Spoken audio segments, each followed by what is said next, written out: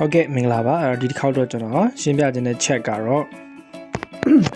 Scatterplot check ပေါ့နော် Scatterplot check ဆိုတဲ့အတိုင်းပဲသူကကျွန်တော်လိုချင်တဲ့ data ပေါ့နော်ဒီလိုမျိုးအနီရောင်အလုံးလေးတွေပေါ့နော်ဒီလိုမျိုးအလုံးလေးတွေက data alike သူကပြန့်ကျဲပြီးတော့မှရှိနေတဲ့ပုံစံလေးပေါ့နော်ဒါကိုကျွန်တော်တို့ကကျွန်တော်တို့ရဲ့ဒီ main data ထဲမှာရှိတဲ့အတိုင်းကျွန်တော် report တစ်ခုအနေနဲ့လွယ်လွယ်ကူကူမြင်လို့ရအောင်လုပ်တဲ့ပုံစံဖြစ်ပါတယ်အဲ့တော့ကျွန်တော်ဒီ Scatterplotချက်ဖန်တီးဖို့ရန်အတွက်ဒီမှာရှိတဲ့ data လေးအကြောင်းအရင်ရှင်းပြကြပါမယ်အဲ့တော့ဒီ data ကတော့ကျွန်တော်တို့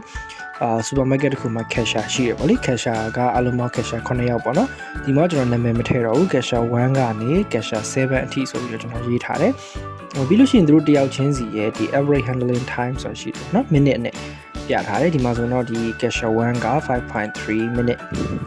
သူအလုပ်လုပ်လို့ရှိရင်ပေါ့နော်လူတယောက်ကိုသူ service ပေးတယ်မောင်ငွေရှင်းတဲ့အခါမှာကောင်တာမှာပစ္စည်းတွေကိုသူမြန်မြန်ဆန်ဆန်ရှင်းနိုင်မှုပေါ်မူတည်ပြီးတော့average အနေနဲ့သူက 5.3 minute အတိုင်းမှာသူလုပ်နိုင်တယ်ပေါ့သူအဲ့တော့ customer ရဲ့ပေါ့စိတ်ကြည်နမှုကလည်း 72% ရှိရပေါ့ဒါကို supervisor တယောက်ကနေလုပ်ပေးထားတယ်ပေါ့လေအဲ့တော့သူ cashier 9ယောက်ကိုကျွန်တော်တို့ကနေအမြင့်ပေါ့နော်သူတို့ရဲ့ performance ကြည့်ရခါမှာဒီ Scatterplot လေးနဲ့ကျွန်တော်ကြည့်ဖို့ရန်ဖြစ်ပါတယ်ဆိုတော့အရင်ဆုံးကျွန်တော်ကဒီ data တွေကိုအရင်ဆုံး copy ကူးလိုက်မှာပေါ့နော် copy ကူးပြီးကျွန်တော် sheet တစ်ခုမှာကျွန်တော် paste လုပ်လိုက်တယ်ဆိုတော့ Scatterplot စပြီးတော့ chat တစ်ခုလုပ်ဖို့ရအတွက်ကျွန်တော်က Scatterplot chat ဆိုတာရှိတယ်အဲ့တော့ရဖို့ထည့်ဖို့အတွက်ကျွန်တော်အရင်ဆုံး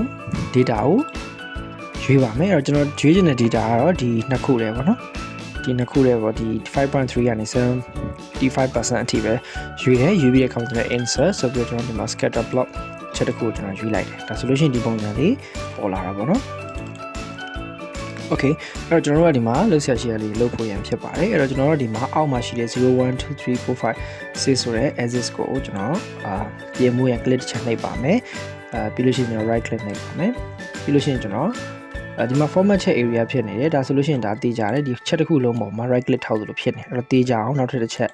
ပြန်ထောက်ပါဒီကျွန်တော်တို့ဒီလိုချင်တာဒီ1 2 3ပဲနော်နောက်တစ်ချက်ထောက် right click ပြန်နှိပ်မရသေးဘူးနော်နောက်ထပ်နှစ်ချက်လောက်နှိပ်ကြည့်မယ်တစ်ချက်နှစ်ချက်ပြီး right click okayဒါဆိုတော့ရသွားပြီပေါ့နော်နှစ်ချက်နှိပ်တဲ့အခါမှာလည်း double click မနှိပ်ဖ ೇನೆ တစ်ချက်ပြီးမှတစ်ချက်နှိပ်ပါပြီးတဲ့အခါမှာ format axis ပြီးသွားပြီဆိုလို့ရှိရင်ကျွန်တော်ဒီမှာ minimum မှာသူ့ကိုကျွန်တော်တို့ 3.5 ထားပေးပါ maximum မှာ 6.5 ရပါတယ်နော် okay ဒါဆိုလို့ရှိရင်ပြန်ပေးလိုက်မယ်ပြန်ပေးပြီးတော့ကျွန်တော်တို့ဒီဟာကိုgrid line ဖြောက်မယ်ဆိုရင်ဒီ plus sign ကိုနှိပ်ပါမယ်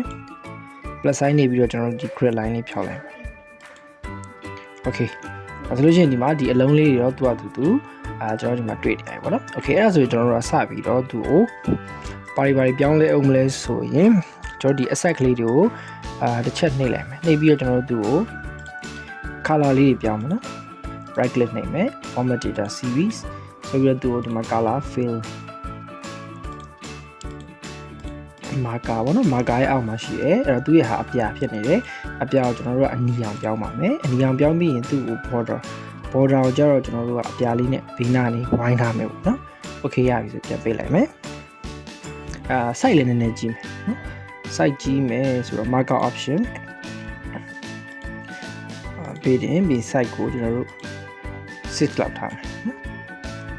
okay ပြန်ပေးလိုက်နော်okay ဒါဆိုဒီပုံစံလေးရပြီပေါ့ဆိုတော့ resolution ပြီးသွားပြီဆိုလို့ရှိရင်ကျွန်တော်တို့ကဒီ plus sign ကိုတစ်ချက် click ပြန်နေ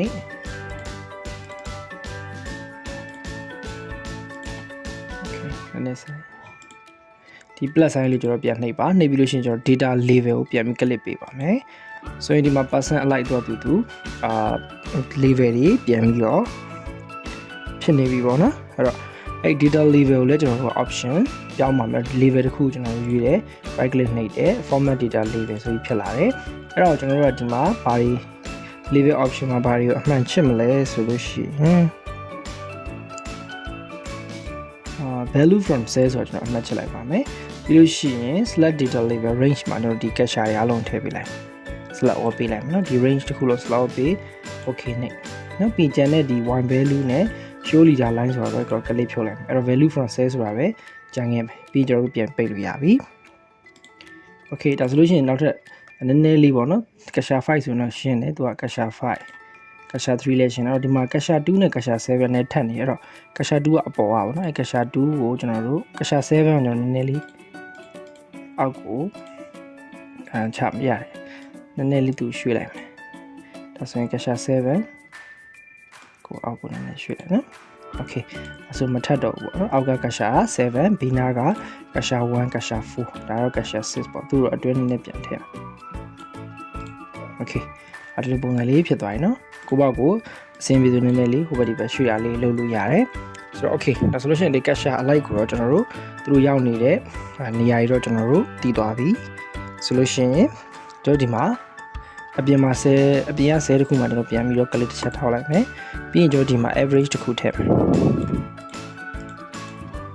သူ16ပေါ့နော်စလုံးအဲ့တော့equal to average average ပြီးတော့ range အကုန်လုံးရွေးလိုက်မယ်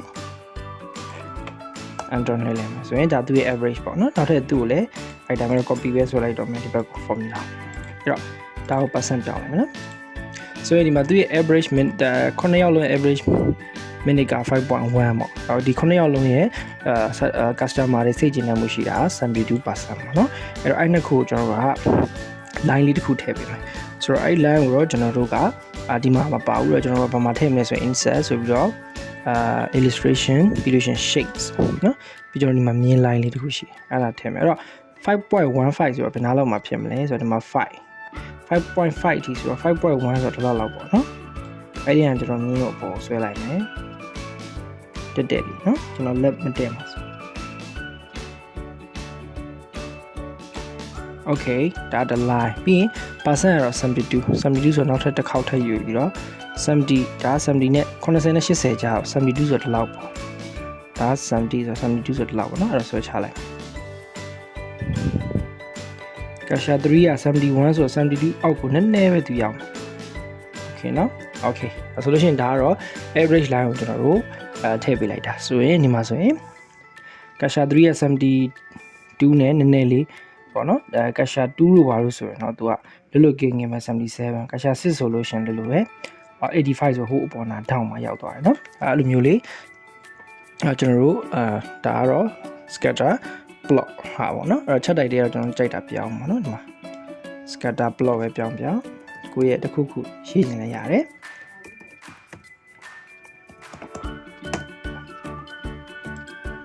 okay ဒါဆိုလို့ရှိရင်တော့ဒါကျွန်တော်တို့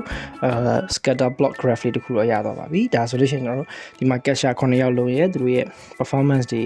ဒီ average line ပေါ်မှာရှိနေလား line အောက်မှာရှိနေလားဆိုတော့တွေ့နိုင်ပါတော့ line အောက်မှာရှိနေတာဆိုရင် capture 5ကတော့တော်တော်လေးအောက်ရောက်တယ် capture 3နဲ့capture 4ကတော့မတိမ်မငိမ့်လေးပေါ့နော်72နောက်ကတ်တယ်ပေါ့ဒီလိုမျိုးလေးကျွန်တော်တို့မြင်နိုင်တာဖြစ်ပါတယ်ဟုတ်ပြီဒါဆိုလို့ရှိရင်တော့အားလုံးပဲဒီ scatter plot chat လောက်တာလေးကိုအားလုံးနားလည်မလို့ကျွန်တော်ယူဆပါတယ်အားလုံးလည်းကျေးဇူးများတင်ပါတယ်ခင်ဗျာ